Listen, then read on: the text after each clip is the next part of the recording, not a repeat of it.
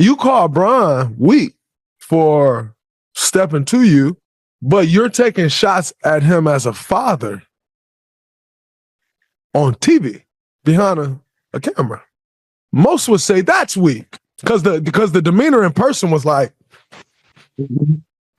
that was demeanor in person. Ladies and gentlemen, y'all do me a favor and drop a like on the video. Subscribe to the channel. You already know who it is, man. It's your boy, Reggie. So I literally just came across this clip from Draymond Green's show on X. And he had probably the best response to that clown Stephen A. Smith and, the LeBron James beef, altercation, whatever you want to call it. So, obviously, you guys know, man, Stephen A. Smith, he's basically made a career out of, negatively covering LeBron James the same way that Skip Bayless did, right? We all know Stephen A. Smith has a relationship with Jordan. We all know Stephen A. Smith will never say anything negative about Michael Jordan because if he does, that would effectively ruin his relationship with Michael Jordan. So he's going to always say glowing things about Jordan. He's never going to mention any of his kids and the nonsense that they get into, getting arrested, snorting that white stuff, right? He won't mention any of that. But he decided to go on TV and call LeBron James out as a father, right? Now, Draymond Green, obviously, he didn't like those comments, and this is what Draymond Green had to say. Well, listen, I think a lot of problems that guys have with media is to call something that man did bullshit and weak. Like, those are words like where we grew up. Yeah. Like, you get hands put on you where we grew up and those types of words. So I think the problem that people have with media is you go on there and you like, oh, that's weak. Like, weak? Like, calling another man weak? Like, that's not basketball, which is actually what Brian was saying in the first place. Like, let's keep it basketball because calling a man weak, that's not basketball. And you're paid to talk about basketball. You call Bron weak for stepping to you, but you're taking shots at him as a father on TV behind a camera. Most would say that's weak. And I know he'll say, I'm paid to do that. No, you're paid to analyze. You're paid to debate on the show.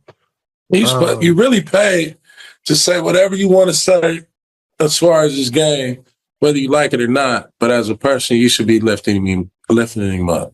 Absolutely. You know what I mean? Because LeBron is a good dude. He do good. He a good dad. His kid made it. They doing some. That's his story. You feel what I'm saying? And so you should be lifting him up and talking about the fact that this dude ain't got into no trouble. Absolutely. Right? Ain't got into no bullshit. But like you bring in, like I would say, the WWE into basketball when you cross that line and talk about somebody's kids. Because if it's my kids, bro, I'm gonna catch you too. As soon as I said it, I hadn't talked to Brian at all about this. As soon as I saw him say it, Bob was up here that day. And Bob was like, oh yeah, I work with Stephen A tomorrow. I'm in got y'all game tonight. I'm in the studio tomorrow, something Stephen A and I think Malika. And I was like, oh, you make sure you tell Stephen A that I have zero respect for what he said yesterday. You go on TV, national TV, calling out this African-American, this black father who's raised another successful black young man. And you go on TV calling him out as a father because his son played in the NBA? That's ass backwards. You are on national TV condemning a black man as a father because his son is playing in the NBA. Like, how does that even make sense? And I told Bob that. I said, you should tell him. Like, I can't respect that. Like, if you want to talk about him as a basketball player, talk about him as a basketball player. If you want to talk about Bronny as a basketball player, go ahead. He an NBA player. Talk about him all you want. Although I think it's pretty whack that y'all find time to talk about the 55th draft pick. The only picks I can name right off the top of my mind that was 55th pick or lower was Manu Ginobili and Isaiah Thomas. You can't even name a 55th draft pick. But they didn't get no steam until they start killing. To see him just going at this man as a father. This man said, LeBron, you need to stop. As a father, you need to stop. What? Huh? And then you throw out the excuse like, well, he the one said that Bronny is better than NBA players. You name me what parent don't think their kid is better than everybody. Like, that is a common thing for parents that's in sports. We all think our kid is better than what they are. That is the nature of the beast. My mama thought I was better than what I was. That is the nature of a parent in sports. But to go on TV and say, you need to stop it as a father, then go and he stepped to you about that and then say it's weak on TV. Because the demeanor in person was like,